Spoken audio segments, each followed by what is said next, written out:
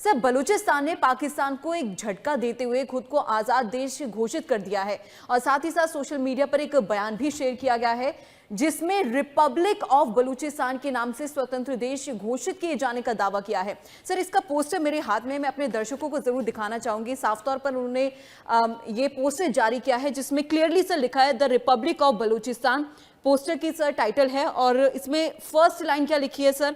Balochistan has declared it independence. Sir, ये बहुत बड़ा स्टेटमेंट है सर। इससे पहले भी हालांकि ये घोषित किया जा चुका है, लेकिन इस पूरे सिनेरियो को आप कैसे देखते हैं सर?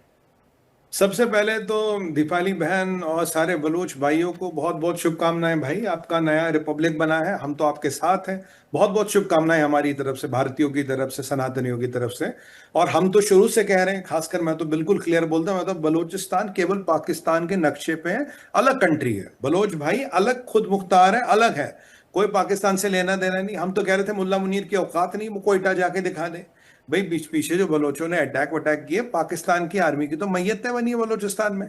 और जो मुल्ला मुनीर पे अटैक हो रहे थे, बलोचिस्तान को लेके ही तो हो रहे थे। भाई, तू वहां बलोचिस्तान में क्या कर रहा है?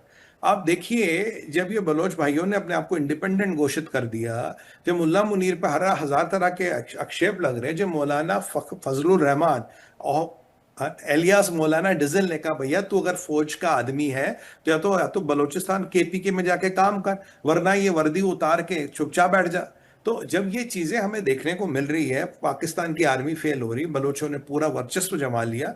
और बलोचों ने ट्रंप को भी एक बार बोला था, बोला साहब आप बलोचिस्तान की डील करनी हमसे करो ना, आप पाकिस्तानियों से क्यों करते हो? आप कुछ नहीं कर सकते। बाकी बलोचों को हमारा हमेशा एक वो प्रोत्साहन है हमारा, एक हमेशा उनको एक कहना, हम उनका हौसला अफजाई करते हैं, उर्दू में कहूं तो।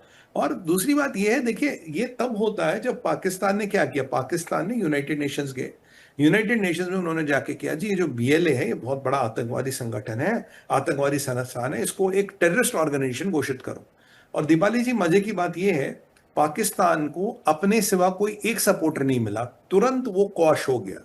अब सोचिए, दो दो थप्पड़ लगना किसी के मुंह पे। बलोचों ने इंडिपेंडेंस घोषित कर दी, हम उनको मुबारकबाद देते हैं।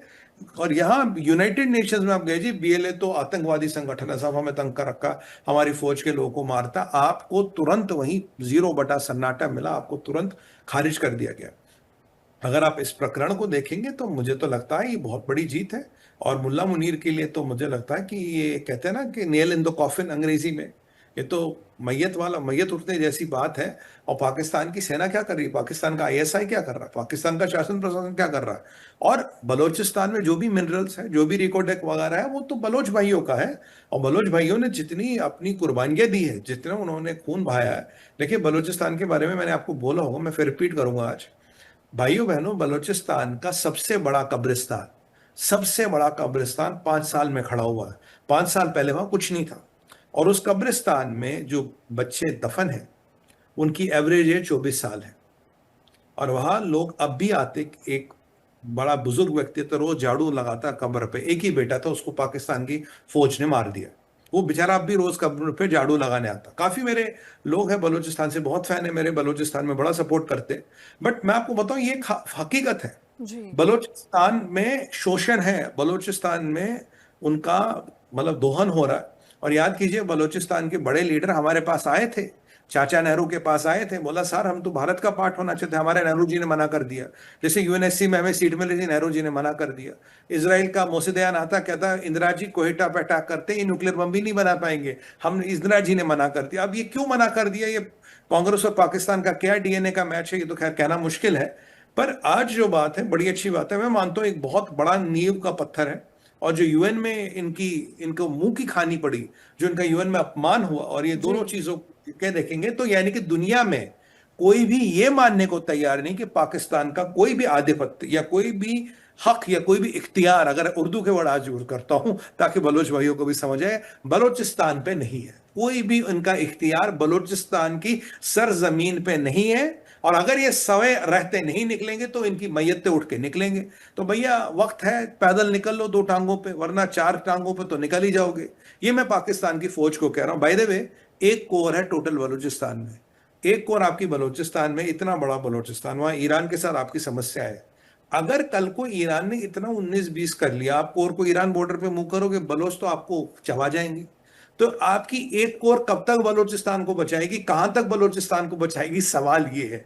ये इन्हें सवाल देना चाहिए। और मुझे लगता है कि सीरियस इंट्रोस्पेक्टिव का टाइम आ गया है, और हम तो मुबारकबाद देते हैं, हम तो हौसला अफजाई करते हैं। आपने बड़े हक की लड़ाई लड़ी है, और कहीं ना कहीं इस हक की लड़ाई में हम आपके साथ हैं। हम जानते हैं आपका शोषण हुआ है, आपका दोहन हुआ, आपके साथ बहुत उत्पीड़नाएं हुई हैं, और आपको पाकिस्तान की फौज ने हर तरह की यातना दी है, हर तरह का जुल्म पाकिस्तान की फौज ने आप पे किया, और आपका यह हक बनता है।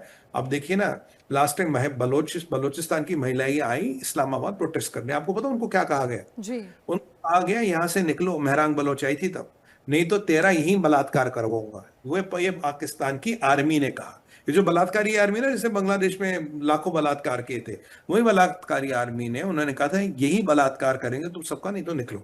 उन्होंने कहा था हमें बलोचिस्तान पहुंचने दो, ये जो तुमने आज हमें कहा, इसकी गूंज तुम्हें सालों तक सुनाई देगी। और मैं मानता हूं मेहरांग बलोच ने जो स्टेटमेंट दिया, वाकई उसकी गूंज पाकिस्तान की फौज को सालों बाद भी सुनाई दे रही है, सालों तक सुनाई दे रही है। और इतनी बदतमीज, अहमक और निकम्मी और घटिया है ये पाकिस्तान की फौज। कोई महिलाओं से ऐसे बात करता है कि अपने देश की महिलाओं से, उसकी देश की सौरन अपने देश की महिलाओं से जो प्रोटेस्ट करने आई है, पीसफुल प्रोटेस्ट करने आई, कह रहा आप तुम्हारा बलात्कार यही कर देंगे। और मतलब पता नहीं अब मैं क्या बोलूं नेशनल टीवी पे, मतलब वीडियो बना देंगे, वट एवर आप बाकी आप समझ सकते हो।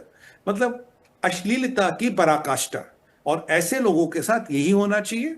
और मैं मानता हूं कि मुल्ला मुनीर को तो अब भी दो टांगों पे निकलना चाहिए, नहीं तो चार कंधों की भारी बहुत जल्दी आने वाली है। जी।